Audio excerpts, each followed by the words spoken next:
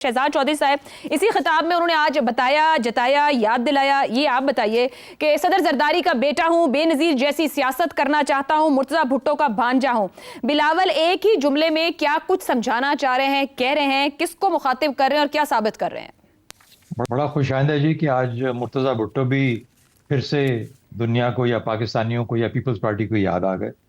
Peoples party को पता नहीं याद आना चाहिए था या नहीं आना चाहिए था, लेकिन बात सूरत उनके मामू मामू लगते हैं तो उन्होंने उनका जिक्र कर दिया।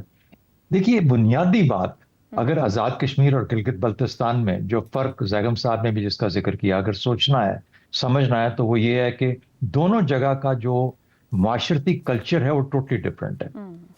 जीबी को एक मुकम्मल मुआशरे के तौर पे मुख्तलिफ सोच और फिक्र के साथ वाले लोग हैं।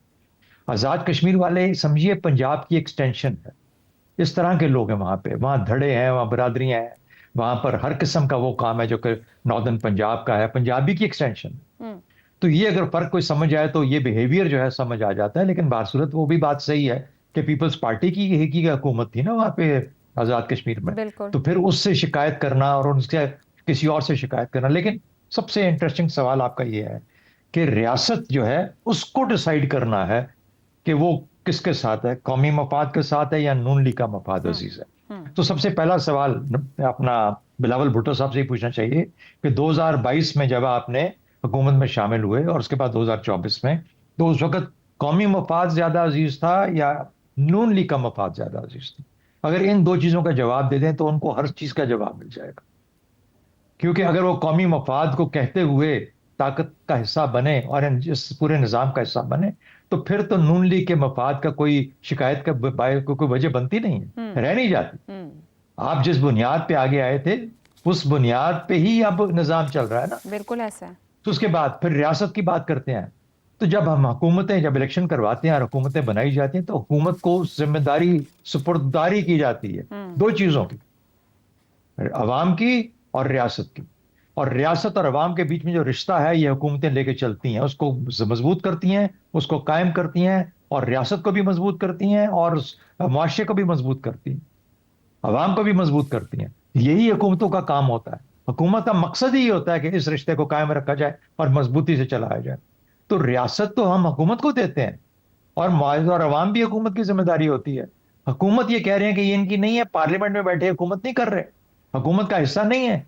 ये जो हमारी सियासत है ये कौन सी सियासत है, ये क्या सियासत है? ये सवाल उनको आज ये पूछना चाहिए था अपनी तकरीर के अंदर कि आज़ाद कश्मीर की जो हैसियत है, जबकि आज़ाद कश्मीर जिसको हम कहते हैं आज़ाद जम्मू कश्मीर, इसका जो पॉलिटिकल एंड है वो क्या है, इसका मकसद क्या है? हर सियासत किसी मकसद के लिए की जाती है ना। इलेक्शन उसका एक हिस्सा है, उसके बाद मकसदियत शुरू हो जाती है।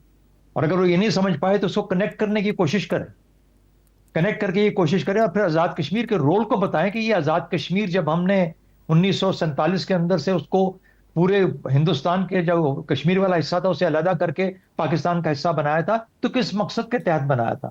इसका मकसद अभी जो रहता है, जो काम रहता है, उसको हम इसको इस्तेमाल करते हुए कैसे हासिल कर सकते हैं? ये टेरिटरी का, ये अपनी टर्फ का की लड़ाई नहीं है। ये पाकिस्तान के एक ऐसे अनफिनिश्ड एजेंडा और मकसद की तरफ इनका ध्यान होना चाहिए जो कि रहता है काम करने के लिए। आजाद कश्मीर को किस तरह चलाना है, किस तरह की सियासत करनी है, किस तरह का निजाम होना चाहिए, वहां पे क्या मिसाल कायम करनी है, ताकि हम दुनिया को दिखा सकें कि हम इस काबिल हैं कि हम जो जम्मू कश्मीर है मुकम्मल तौर पर उसके अहल हैं, उसको हम लेके चल सकते हैं।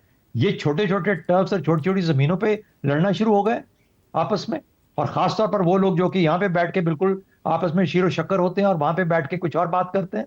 मेरा अपना ख्याल यह है कि बिलावल भुट्टो या तो सियासत को अपनी वालिदा की तरह और अपने वालिद की तरह, तो मैं भी कह सकता हूं चलें कह देते हैं, सदर पाकिस्तान है, समझने की कोशिश करें कि मकसद क्या है आजाद कश्मीर के इलेक्शंस का, आजाद कश्मीर के इलेक्टोरल प्रोसेस का या पॉलिटिकल प्रोसेस का मकसद क्या है, उसको उस तर्ज में चलाएं। आपके पास पिछले हुकूमत थी पीपल्स पार्टी की, why Peoples Party could not run Azad Kashmir in that manner? ठीक हो गया। तो जो भी होगा वो कंटिन्यूटी होगी उसी निजाम की जिसके आप जिम्मेदार हैं, जिसके आप नुमाइंदे हैं, जो कि इस्लामाबाद है बैठा है या किसी और जगह बैठा, और जिसके लिए खुद बिलावल भुट्टो सर बारहा ये कह रहे हैं कि मैं हम इस नून लीग के साथ नहीं, हम कौमी मफाद के लिए नून लीग के साथ, यानी हम रियासत के साथ हैं, नून लीग के साथ नहीं है। जी, मैं सिर्फ बता दूं, अगर सिंध में कबूल है ना आपकी अपनी हैसियत और आपको इस्लामाबाद में अपनी हैसियत कबूल है, तो फिर हर जगह पे कबूल करनी पड़ेगी। मैं ये नहीं कहता कि आप इसके एग्री करें या डिसएग्री करें, हो सकता है मैं डिसएग्री करता हूं जो निजाम, लेकिन ये नहीं हो सकता कि कड़वा कड़वा थू थू कर दे और मीठा मीठा हप हप कर जाए, ऐसा नहीं चल सकता। ठीक हो गया।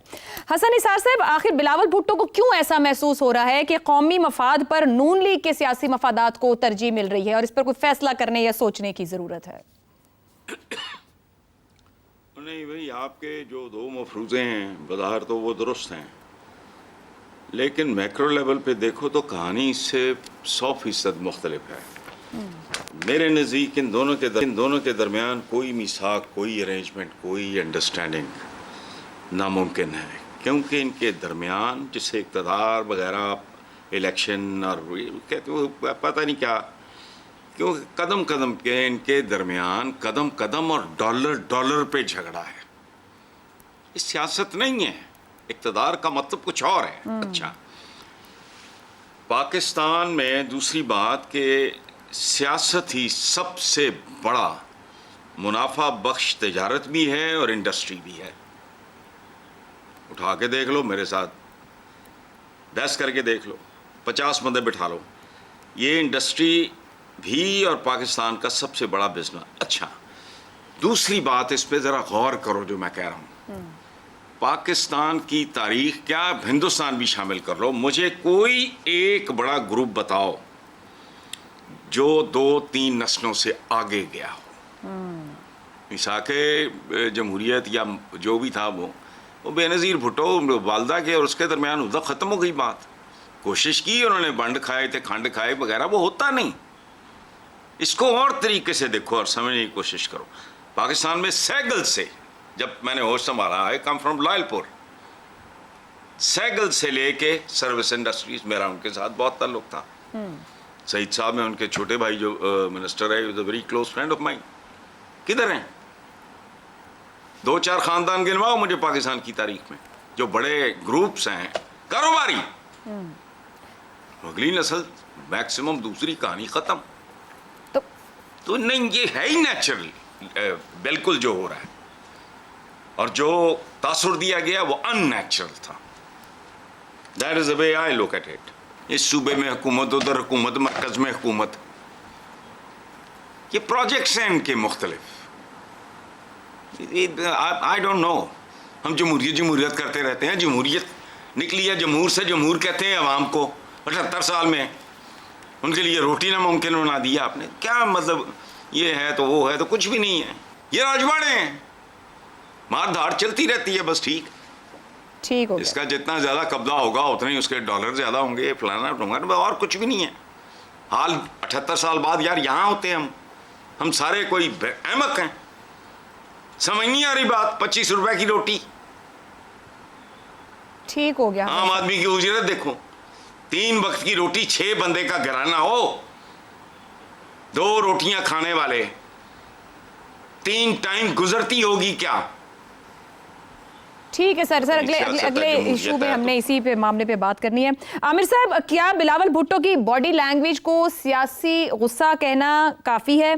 पसे पर्दा किसी बड़ी हकीकत का इल्म है? क्या पहले मरहले के नताइज ने इतना गुस्सा दिला दिया है? एक्सपेक्टेशन क्या थी, या वाकई नून लीग के पास कोई ऐसी सपोर्ट है जो बिलावल भुट्टो को बहुत खल रही है?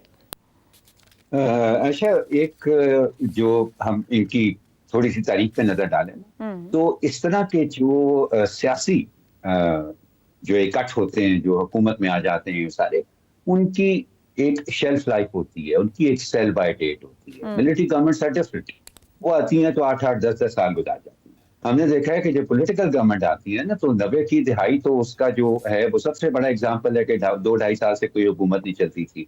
फिर मुशर्रफ के बाद से ये हुआ कि चले कुछ अर्सा चलती थी हुकूमतें, लेकिन वो कोई प्राइम मिनिस्टर जो है वो उसको नहीं थे टिकने देते।